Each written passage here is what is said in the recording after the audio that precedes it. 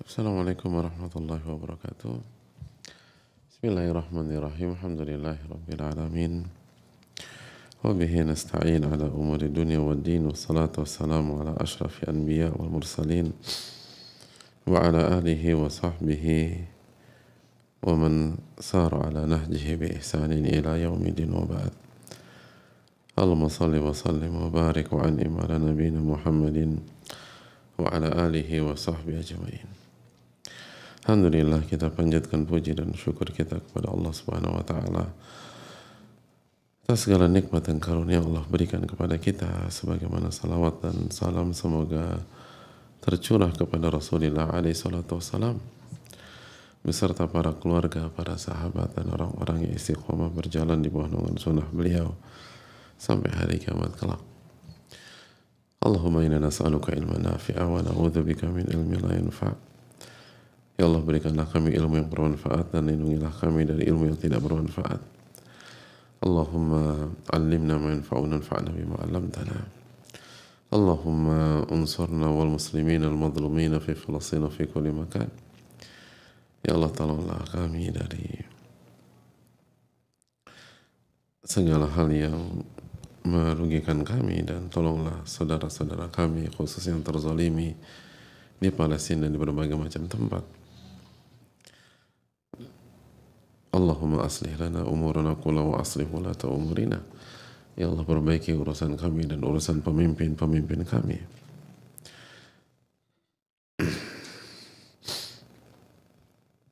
Dan semoga Allah memberikan taufik kepada kita semua. Amin ya rabbal alamin. Hadirin Allah muliakan.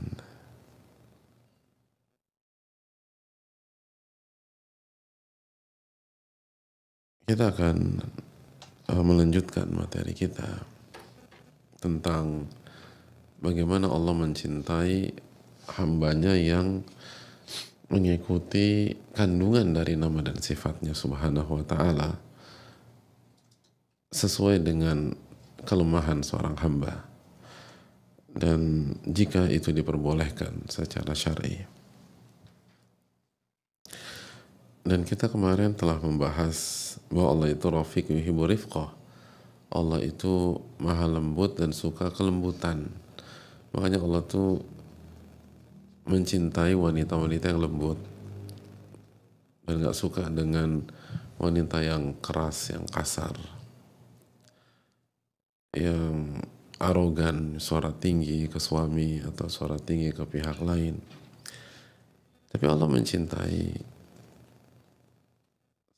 orang, apalagi perempuan ya, karena perempuan adalah jagonya kelemah lembutan seharusnya. Nabi SAW bersabda, innallaha rafiqu yuhibbu rifqa fil amri kulli. Allah maha lembut dan menyukai kelemah lembutan dalam segala perkara, kecuali ada dalil yang membenarkan kita melakukan selain itu. Tapi hukum asalnya adalah kelemah lembutan. Dan ini pelajaran bagi ibu-ibu sekalian, bagaimana lemah lembut menghadapi suami, bagaimana lemah lembut dalam mendidik anak dan mengkondisikan anak dan mengasuh anak, bagaimana lemah lembut ke asisten rumah tangga, bibi yang ada di rumah, atau driver yang mengantar kita, atau tukang kebun kita jika kita memilikinya, atau security yang menjaga rumah kita atau menjaga komplek kita. Maka hendaknya kita bersikap lemah lembut, tentu saja dengan kadar dan tidak menimbulkan fitnah, tentu saja kalau itu bukan mahram kita. Semua ada takarannya, hadirin. Likulli maqam maqal. Setiap tempat itu ada bahasanya masing-masing. Tapi ini yang harus kita jangan sampai jadi wanita yang kasar, yang keras. Apalagi sudah ngaji, sudah belajar, dan sudah beriman kepada Allah, beriman kepada nama dan sifat-sifat Allah tabaraka wa ta'ala. Maka dibutuhkan orang-orang, khususnya wanita, karena konteks kita adalah kajian wanita, wanita yang memiliki sifat lemah lembut dalam kesehariannya, khususnya dengan orang tua, khususnya dengan suami, khususnya dengan mertua, dengan anak, dengan mahram, dengan kakak atau adik, maka kedepankan kelemah lembutan. Maka narifku fi syai'in ila zanah, kata Nabi SAW. Tidaklah kelemah lembutan itu berada dalam sebuah kondisi kecuali akan menghiasi kondisi itu. Wa man nuzi'a an syai'in ila sya'nah. Dan tidaklah kelemah lembutan itu dicabut dari sebuah kondisi kecuali akan merusak dan mencoreng kondisi tersebut. Hadirin Allah muliakan, itu yang perlu kita tanamkan bersama-sama. Kita lanjutkan bahwa Ibnu Qayyim menyampaikan rahimahullah rahmatan wasi'ah, semoga Allah merahmati Ibnu Qayyim, keluarga beliau, orang tua beliau, guru-guru beliau, dan para ulama kita yang lain. Wa halimun yuhibbul hilma, dan Allah al-halim dan mencintai sifat hilm. Allah al-halim dan mencintai sifat al-hilm. Apa itu al-halim, hadirin sekalian? Sudah kita jelaskan belum hadirin di pertemuan yang lalu? Apa yang dimaksud dengan al-halim?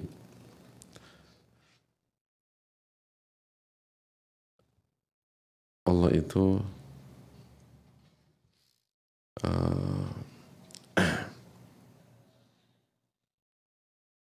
al-halim.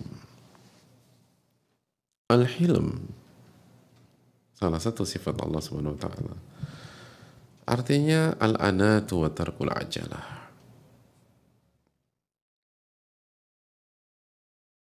Hati-hati dan tidak terburu-buru. Tepat dalam timing.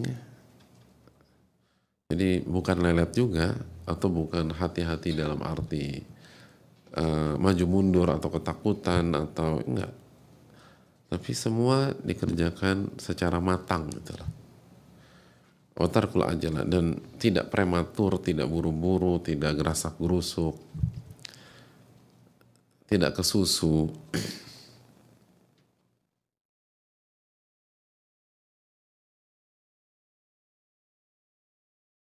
Itu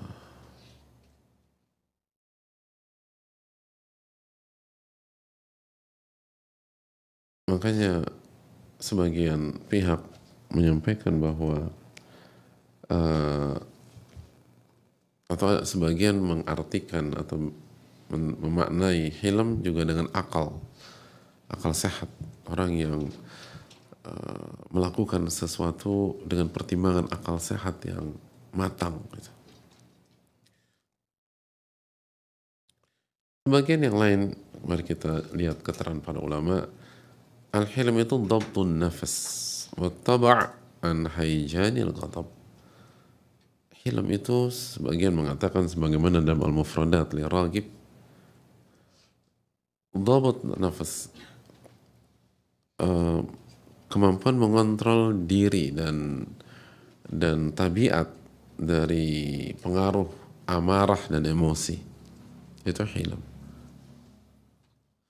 Jadi hilm itu kemampuan mengontrol nafsu, mengontrol kebiasaan, mengontrol sikap dari pengaruh amarah dan emosi. Jadi kalau orang mampu mengontrol nafsunya, mengontrol jiwanya, apalagi ketika dia sedang marah, maka itulah sifat al-hilm. Wakilahu ihtimalu adzal khalq. Sebagian mengatakan al-hilm juga bisa bermakna kemampuan menahan kezaliman dan keburukan dari pihak lain. Sebagian mengatakan juga at-tuma'nina inda sauratil ghadab, tetap tenang dalam kondisi panas, dalam kondisi emosi, sebagaimana dikatakan Jurjani.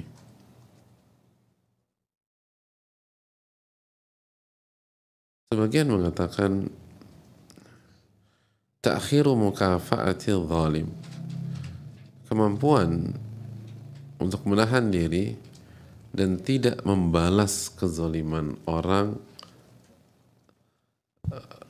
secara langsung atau tidak membalas secara langsung atau dalam waktu yang sama atau dalam waktu yang berdekatan. Jadi dia bisa ngontrol. Misalnya ada orang nunjuk-nunjuk ibu, caci maki ibu bisa tahan gitu. Dan kalau mau perhitungan sama dia bukan sekarang waktunya. Itu hilang kemampuan itu. Dia bisa nahan, membalas tidak pada saat kejadian atau tidak pada saat itu juga. Atau kalau yang lain langsung, pokoknya gue mau samperin, gue mau labrak. Kalau kita tenang, sabar. Emang kelewatan, tapi bukan saat ini kita samperin dia. Nah kalau kita punya kemampuan itu, maka itu salah satu definisi dari al-hilm. Dan bukan takut, bukan takut. Sebagaimana sebagian berlindung dengan hilm, padahal dia takut. Emang dia gak berani balas gitu loh. Tapi tenang, jangan sekarang. Oh bijak banget ya, bukan bijak, dia takut. Ini dia gak takut sama sekali. Tapi dia pertimbangkan untung ruginya, plus minusnya, dampak yang akan ditimbulkan kalau saya bereaksi pada hari ini. Jadi kalau bahasa kita, hilm itu dalam definisi ini ya, bukan orang yang sumbu pendek. Nah itu, gak sumbu pendek dia. Jadi bukan tipikal petasan cabai rawit. Pernah main petasan cabai rawit nggak dulu? Mas Hafiz pernah mas? Nggak pernah? Langsung khataman Quran gitu Ramadan? Beda memang masa kecil kita ternyata. Cabai rawit kan pertama jangan pakai korek ya. Yang kedua pakai apa? Kalau pernah main? Enggak, ketahuan anak baik. Nggak pernah main. Cabai rawit itu pakai obat nyamuk. Iya. Kalau pakai korek langsung meledak di tangan kita. Itu pakai obat nyamuk. Ya nggak apa-apa, bagus lah. Dijaga sama Allah dari kecil. Pakai obat nyamuk. Biar apa? Biar ada jeda beberapa detik sebelum meledak. Itu pun cepet kan. Semua langsung lempar. Nah, jangan kayak begitu. Jangan diprovokasi langsung meledak gitu loh. Kalau kita masih kayak petasan, apalagi petasan cabai rawit, berarti kita belum hilm. Gitu loh mas. Pertama kali saya tuh pakai korek, meledak langsung depan buka. Gitu lah. Nggak usah dicoba mas.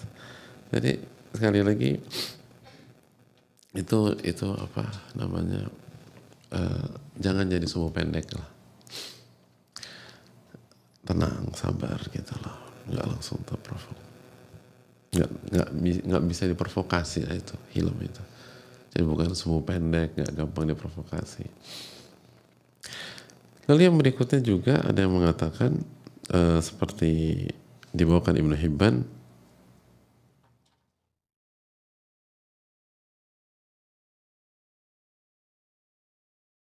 ismun yaqa'u ala zammin nafsi 'anil khuruji 'inda al-wurudi 'alaiha diddu ma tuhibbu ila ma nuhiya an. Jadi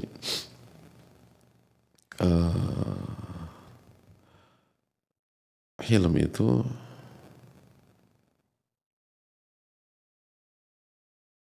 kemampuan dalam mengekang nafsu. Kemampuan dalam mengekang nafsu.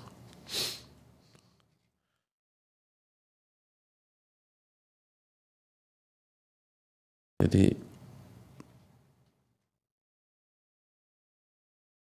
itu hilm. Jadi intinya semuanya sama aja. Intinya kematangan, kedewasaan. dalam berbicara dan dalam bertindak, dan tidak dikendalikan oleh hawa nafsu kita, nggak dikendalikan oleh emosi, nggak dikendalikan oleh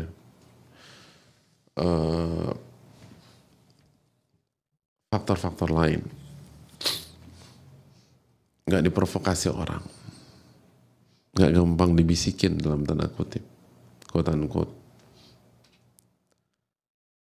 Dan ini penting, dan Allah mencintai orang yang punya sifat itu. Nah, ini PR banyak wanita, hadirin.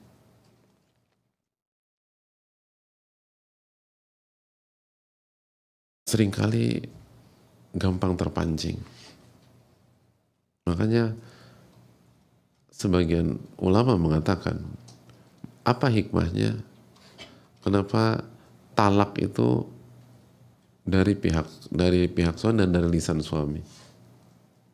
Kenapa hulu itu gugat cerai dari pihak istri, tapi nggak bisa langsung jatuh?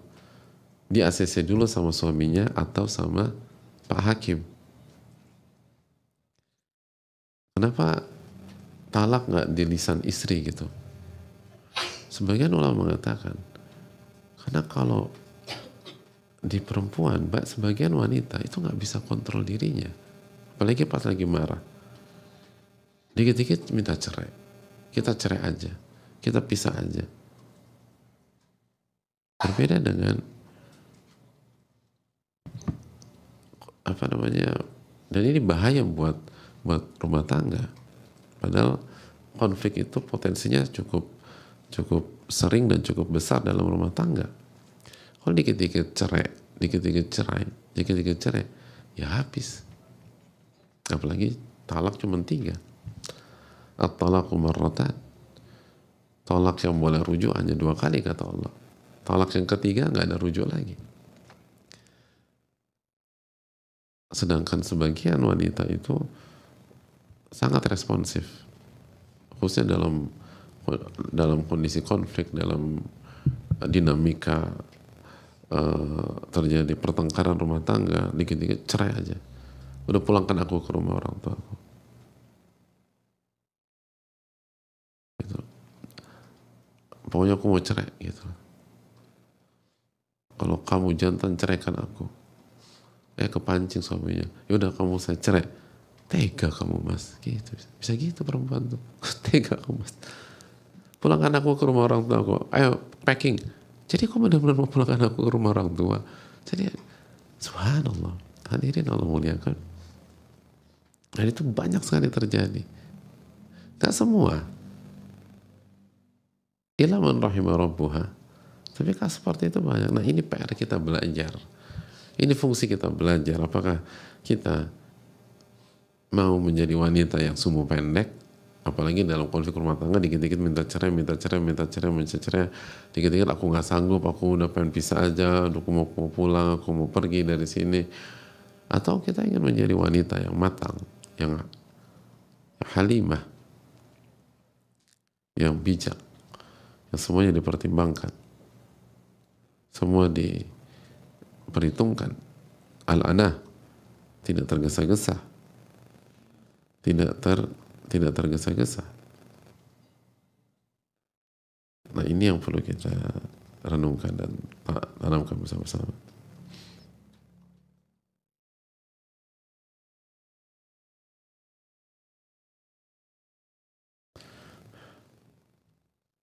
Jadi hadirin Allah muliakan,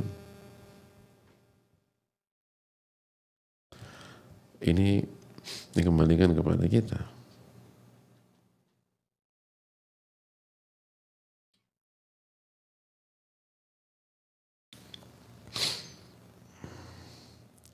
Bahkan para ulama memberikan sebuah bantuan kepada kita. Kalau kita mau jadi orang bijak tuh, atau dalam merespon sesuatu tuh gimana sih? Dijelaskan oleh Ibnu Hibban, dibawakan Ibnu Hibban dalam kitab Rawdatul Uqala. Kata beliau, awalul hilmil ma'rifah. Langkah pertama dari hilm, kalau mau jadi orang bijak, jadi orang matang, itu ma'rifah. Dia harus tahu dulu. Harus tahu duduk persoalannya. harus melihat secara utuh, komprehensif. Al-hukmu ala syai'in far'un an tasawwurihi. Menghukumi sesuatu itu adalah gambaran setelah kita tahu masalahnya secara utuh gitu. Jadi bukanlah orang yang bijak kalau langsung nyerang sana nyerang sini. Bukanlah orang yang bijak judgmental, langsung ngejudge tapi nggak tahu sebenarnya duduk masalahnya apa sih. Aku udah emosi aja. Oh, itu bukan orang hilm. Hilm tuh harus ma'rifah, harus tahu dulu, harus baca.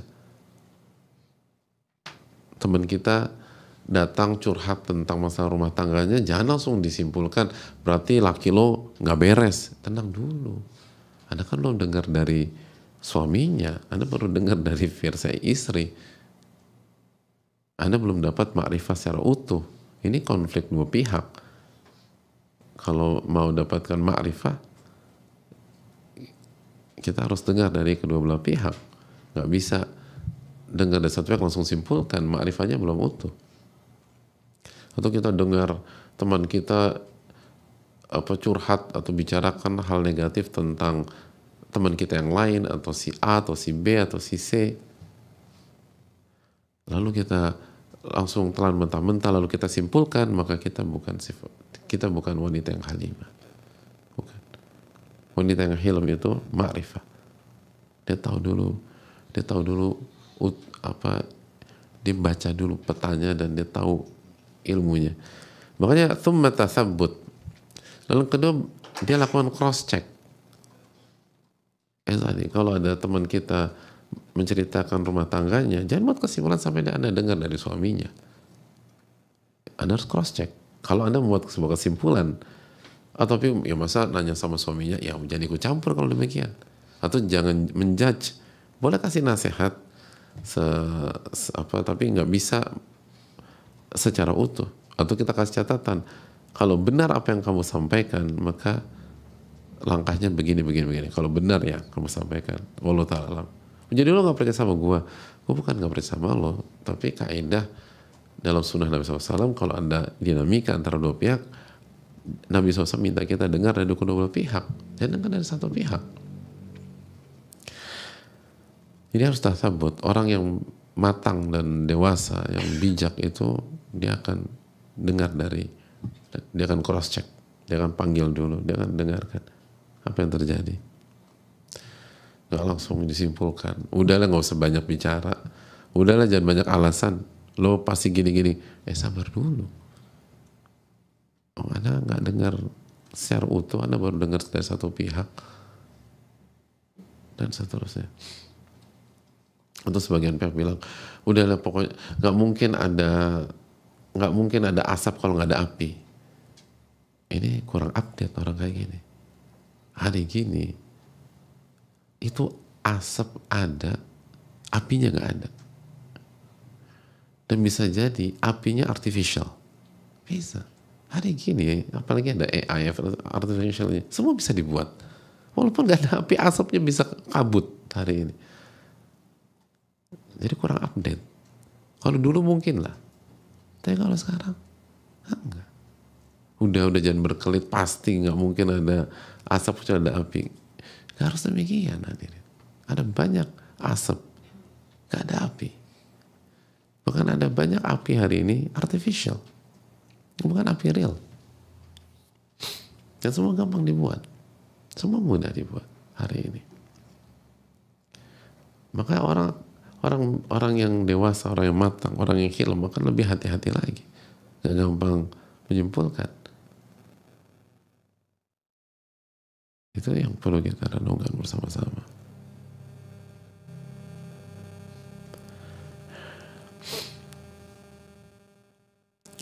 Jadi harus tasabut. Thummal azm. Orang yang bertekad, orang yang hilm tuh setelah harus punya azam, harus punya tekad. Jadi orang yang hilm itu namanya juga orang yang matang, orang yang dewasa, orang yang gak terburu-buru. Semua dikumpulkan data, dicek, semua based on data. Lalu habis itu oke, kalau kita mau melakukan sesuatu, mau melangkah, azam, tekadnya itu kuat. Orang-orang yang matang dan dewasa itu kalau mau mengerjakan sesuatu itu dia nggak punya opsi berhenti di tengah jalan, atau ya coba satu dua langkah dia nanti kita lihat. Enggak, orang-orang yang matang dan seterusnya. Namanya juga orang yang matang itu kalau memutuskan oke, kita kerjakan sesuatu atau kita lakukan sesuatu atau saya akan bantu Anda dan seterusnya, itu dia akan bantu dari hulu ke hilir. Dia akan selesaikan itu. Dia akan jalani proyek itu dari A sampai Z.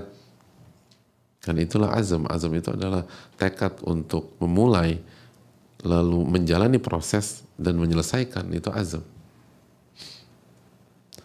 Kalau seorang wanita yang punya hilm, yang halimah, menikah, itu artinya dia bertekad masuk ke pernikahan lalu dijalani dan dia akan selesaikan itu. Dia nggak dikit-dikit gue nyerah, dikit-dikit gue udah nggak sanggup, baru kayaknya kita pisah aja. Wanita yang halimah nggak bilang demikian, kecuali kalau dalam kondisi di mana Allah perintahkan untuk berpisah, misalnya pasangannya murtad, na'udzubillah atau na'udzubillah, atau dalam kasus-kasus yang terdapat dalam ilmu fikih. Tapi kalau dia masih bisa perjuangkan, dia masih bisa bertahan, dia nggak itu. Makanya setelah azam berikutnya apa? Thumma tasabbur, thumma sabar.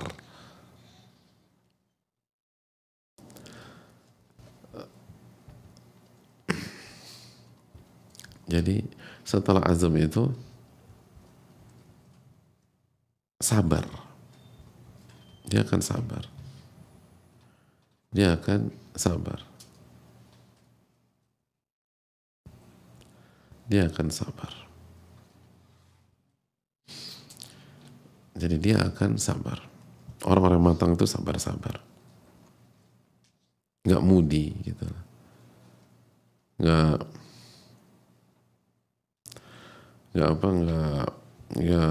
udah deh.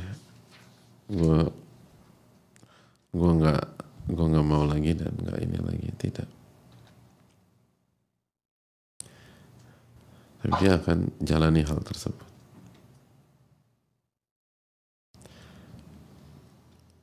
Apa bedanya tasabur dan sabar? Kenapa tasabur lalu sabar?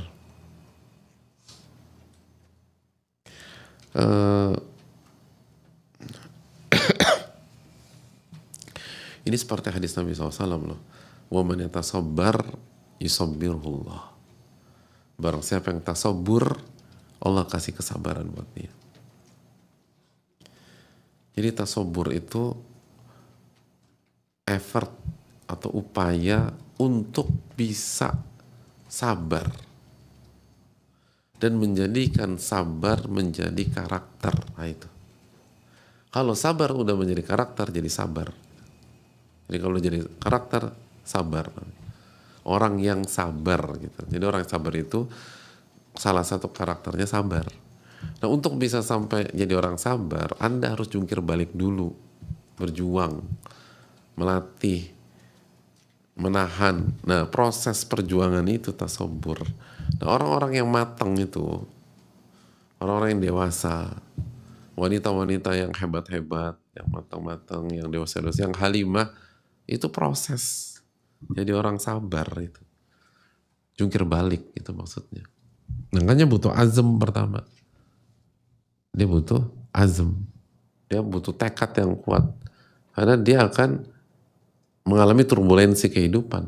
Akan goncangannya berat. Nah, selama goncangan dia harus tahan tuh. Sampai sabar tuh menjadi karakter yang gak bisa dipisahkan dengan dia. Itu poin. Itu hal yang perlu kita camkan bersama-sama. Gitu. Setelah itu apa lagi? Masih ingat kan dari awal? Yang pertama tadi apa? Ma'rifah. Yang kedua, tasabut dulu. Cek, double cross check, cek datanya valid atau enggak, terus segala macam. Terus yang berikutnya, azam, punya tekad yang kuat. Lalu tasabur dulu, tasabur. artinya memperjuangkan kesabaran. Lalu habis tasabur, as-sabar, baru sabar. Lalu habis sabar, ar-ridho, baru naik kelas lagi, ridho. Dari plong gitu orang. Jadi plong. Jadi hidupnya tuh ridho aja sama apa yang Allah takdirkan. Nerimo gitu, legowo, nerimo, nah itu.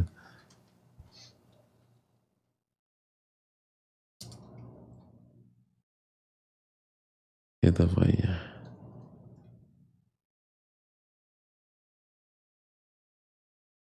Jadi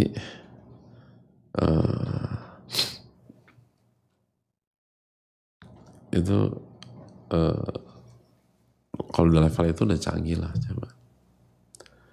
Tapi untuk sampai level ridho, sabar dulu, latihan sabar. Bedanya sabar sama ridho apa? Sabar tetangga samping kanan, Mas ridho samping kiri Pak Ustaz. Oh, bukan. Apa bedanya sabar sama ridho? Kalau sabar itu apa? Sabar tuh sabar Pak Ustaz. Kalau ridho, ya ridho. Sabar itu masih ada ganjelan, masih ada yang ditahan. Namanya juga sabar, kan imsak. Jadi masih ada yang ditahan-tahan, masih ada yang ngeganjel gitu. Aduh, sebenarnya gue pengen sikat tuh orang, tapi ya gue tahan deh, itu sabar. Ridho nggak ada yang ganjel, plong gitu lah, plong. Hidupnya plong aja.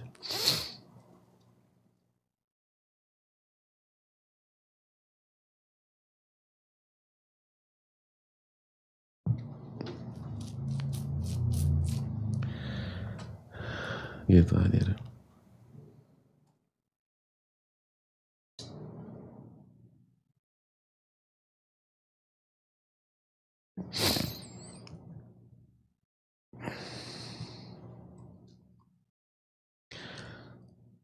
Jelas ini. Habis itu apa lagi jamaah? Udah selesai belum? Thumma samtu, diam. Jadi orang-orang wanita yang hilm tuh nggak banyak bicara, nggak cerewet. Gitu. Mohon maaf nih. Gitu. Tapi ini kata para ulama. Tapi bukan berarti nggak boleh ngomong juga, bicara seperlunya tapi lebih banyak diam, perhatikan, nggak berkoar-koar gitu maksudnya. Bukan cerewet, cerewet seorang ibu yang positif ya, yang lain terus enggak. Ibu harus memang banyak bicara sama anak-anak. Tapi bukan cerewet yang annoying gitu loh. Dan nggak berkoar-koar, nggak pamer, nggak segala macam. Gue lagi ngerjain ini, enggak. Orang-orang yang matang, orang yang bijak, lebih banyak diam. Tapi kalau dia harus bicara, dia bicara. Dia lebih banyak kasih bukti dengan karya daripada bicara sana, bicara sini, itu sekarang diem. Asam tuh. Ini penting. Asam tuh. Terus dia nggak, pokoknya hidup gue tersiksa parah, hidup gue bla bla bla, emang dasar tuh laki-laki segala macam. Enggak. Asam tuh. Makanya wanita yang bijak dan matang, dia nggak bicarakan masalah rumah tangganya, kecuali kepada orang-orang tertentu, orang berilmu,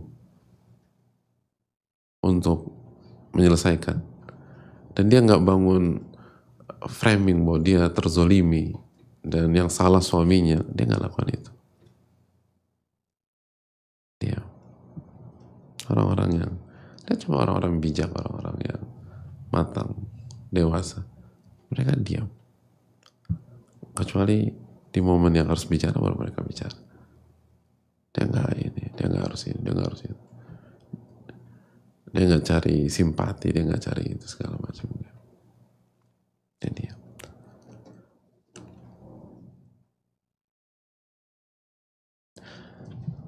Gimana? Oke nggak jadi hilm? Cukup? Belum, satu lagi.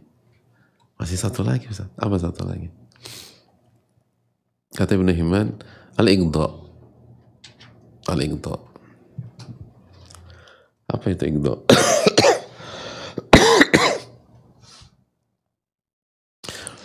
Al-iqda itu hamzah, ghain, dot, alif, hamzah ya. Igdo. Igdo itu at-tajahul, as-sukut, as-sabr ala al-adha. Tiga hal, tiga unsur. Tajahul itu apa ya? Apa enak bahasa Indonesia tajahul? Iya betul ya. Bahasa Arabnya aku nggak ngerti Pak Ustaz. Suruh terjemahin pakai Indonesia lagi. Aduh, astagfirullah.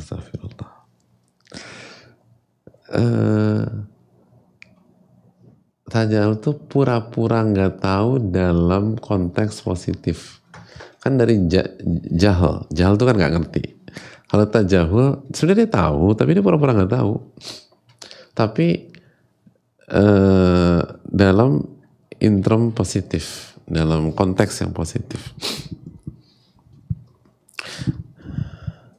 Gitu lah. Dia tahu misalnya temennya lagi jadi bahan omongan satu sekolah gitu loh. Dia kan teman-temannya biasa aja, kayak nggak tahu gitu loh. Dia nggak bilang, kenapa sih orang-orang ngomongin lo, atau emang ada apa sih? Dia nggak itu. Dia pura-pura nggak tahu untuk membuat temennya tuh nyaman gitu loh. Kan pada saat itu banyak orang tuh nggak pengen, ngapain sih nanya-nanya segala macam. Dia pura-pura nggak tahu aja. Tajahul itu salah satu bentuk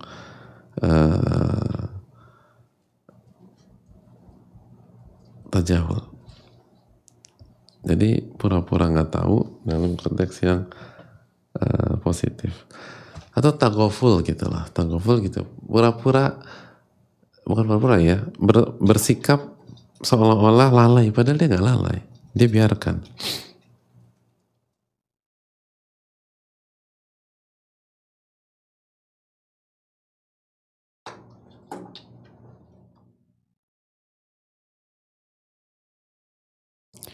Itu poinnya.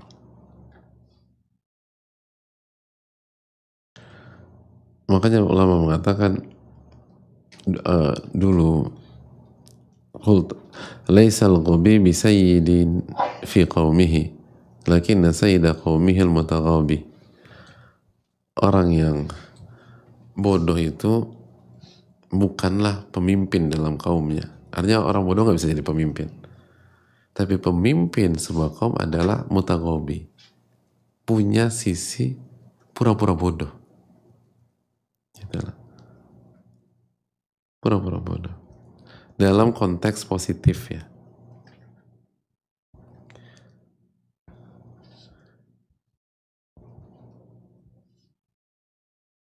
Dan pura-pura bodoh dalam konteks ini tuh kata para ulama, risalatu wuddin wa ihtiram. Itu pesan cinta dan respect sama orang. Gitu. Pesan cinta dan respect. Artinya orang kalau mencintai kita, dia akan punya sisi itu, nggak terlalu tanggoful atau itu kayak gitu. Contoh yang lain tuh, misalnya orang buat salah, gitu. Seakan-akan dia tahu siapa yang buat salah. Dia tahu siapa yang ngomongin dia, tapi dia pura-pura ingat aja, baik aja. Makanya kan tadi, igdo itu tajahul atau tagoful, terus yang kedua sukut, lalu sabar terhadap kezoliman orang atau gangguan gitu loh. Dia tahu nih Mbak Fulana yang ngomongin dia di belakang, tapi begitu ketemu Mbak Fulana biasa aja. Nggak, lu ngomong apa lu sama teman-teman gua? Nggak biasa. Apa kabar Mbak? Baik. Assalamualaikum. Dan nggak bukan karena takut, bukan karena hal-hal lain. Dia begini tuh nggak penting aja, biasa aja. No hard feeling gitu loh. No hard feeling. Itu orang-orang matang tuh gitu. Lo nggak tahu apa, dia tuh yang jelek-jelekin lo selama ini. Iya gue tahu. Terus Kok kayaknya udahlah nggak penting lah. Ada banyak masalah lebih penting. Oh itu jago, itu matang. Sukute nggak bicara. Kayak nggak ada apa-apa. Kayak nggak ada apa-apa. Orang-orang seperti itu jago-jago. Makanya di level ini terakhir, Igdo itu terakhir. Yang apa yang yang penting orang tuh itu tadi. Dia fokus ke hal yang bermanfaat, nggak ribetin gitu. Nggak korek-korek, nggak pengen tahu gitu. Sebaliknya kan gitu, kita ada banyak di masyarakat pihak-pihak tuh yang apa cari-cari info tentang kita nggak nyaman orang-orang kayak gitu, korek-korek gitu loh. Itu lawan dari, itu menunjukkan dia nggak matang walaupun usianya sudah usia matang. Makanya tua itu kelaziman, kematangan itu pilihan. Itu kata, kematangan itu pilihan. Tapi kalau jadi tua kelaziman, orang lazim pas jadi tua udah. Tapi belum tentu orang yang usianya tua itu matang, kan itu pilihan.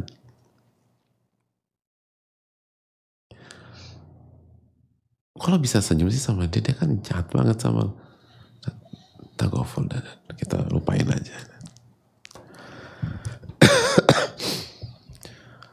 Itu apa?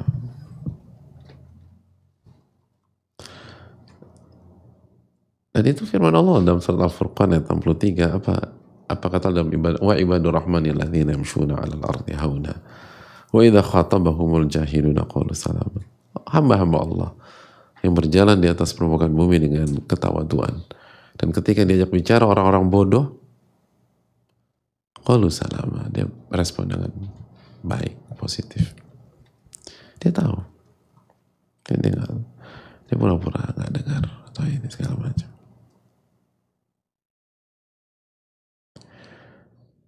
Jadi hadirin Allah muliakan,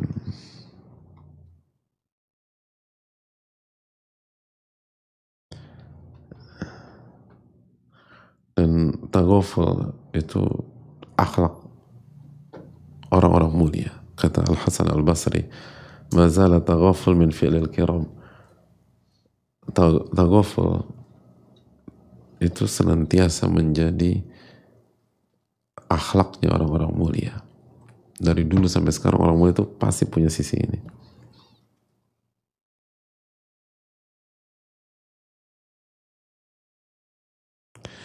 Nah dari sini kita tahu wanita yang matang itu nggak mengaudit semua kesalahan suami, nggak. Taghaful itu wanita matang, nggak ini kamu salah di sini. Kamu tahu nggak Beb, kamu tuh 3 hari ini udah salah 241 kali loh. Aku hitungin, itu nggak matang. Justru sebaliknya wanita matang itu, misalnya suaminya bilang, aduh mohon maaf ya, aku terlambat lagi nih makan malam sama kamu. Apa tadi itu ada meeting sama klien, sekarang aku nggak bisa nolak. Kemarin udah terlambat. Kemarin, enggak sih, kamu kayaknya nggak salah apa-apa. Ya biasa lah dalam kehidupan tuh. Udah kita makan-makan ya, makan tunggu sampai situ. Kamu nggak salah apa-apa. Itu taghaful. Itu wanita matang. Kira-kira ibu udah sampai titik itu belum?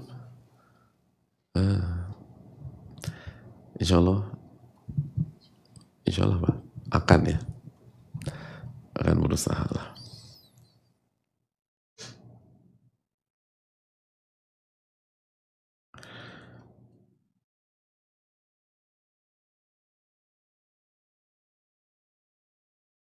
Sebagian Al-Hikmah mengatakan kalau Anda menguasai sifat ini, Anda menyelesaikan setengah masalah kehidupan Anda. Ya kan?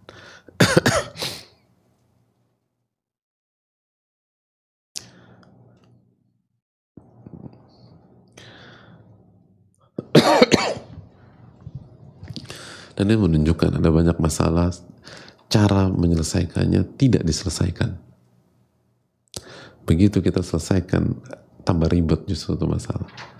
Tapi kalau kita udah diamkan dan maafkan, dan gak usah dibahas. Tapi gak semua masalah tentu saja. Makanya kan butuh ma'rifah, butuh kematangan, butuh kemampuan ngebaca, butuh ini dan seterusnya. Allahu ta'ala alam bisawab. Saya rasa cukup sampai di sini, jamaah sekalian. Dan waktu udah jam segini ya. Kita buka sesi tanya pekan depan aja insyaallah ta'ala di materi ini, karena sayang kita potong. Ini satu materi utuh penting tentang masalah hilm. Kita rekap. Jadi Allah tuh mencintai orang yang matang, yang hilm, wanita-wanita yang matang, yang bijak. Dan langkah-langkah jadi wanita bijak apa aja, ibu-ibu? Yang pertama, kata Ibnu Hibban, al-ma'rifah. Jadi punya data, punya pengetahuan. Jadi orang nggak mungkin ibu-ibu jadi wanita yang matang kalau nggak belajar, tuh nggak mungkin. Nggak mungkin jadi wanita dewasa nggak belajar. Itu syarat pertama. Yang kedua apa? At-tathabbut, punya culture cross check, nggak telan mentah-mentah, nggak gampang diprovok, nggak gampang percaya. Begitu dapat ini cross check, ini valid nggak datanya, ini tepat nggak, ini A1 apa tidak, dan seterusnya. Lalu yang ketiga, azam, punya tekad. Wanita-wanita dewasa tuh mentalitasnya kuat-kuat. Yang berikutnya, atau sobur, tahan banting gitu, dan berusaha untuk jadi orang yang sabar. Lalu berikutnya, as-sabar, sabar menjadi karakternya. Lalu berikutnya, ridho, mulai naik kelas lagi dari sabar jadi ridho.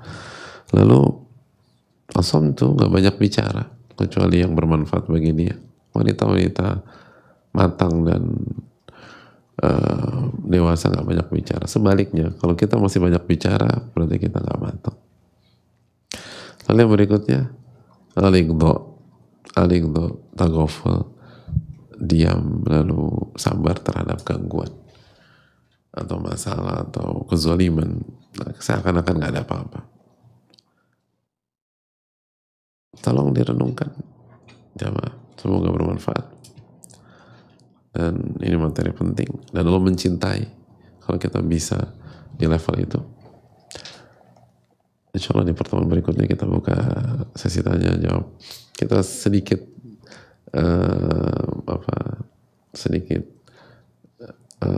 mengulang atau menekankan yang sudah kita bahas sedikit aja, lalu kita buka sesi tanya jawab dari awal-awal insyaallah ta'ala. Jazakallahu khairan, subhanallah, la ilaha illa anta, astaghfiruka wa atubu ilaik. Assalamualaikum warahmatullahi wabarakatuh.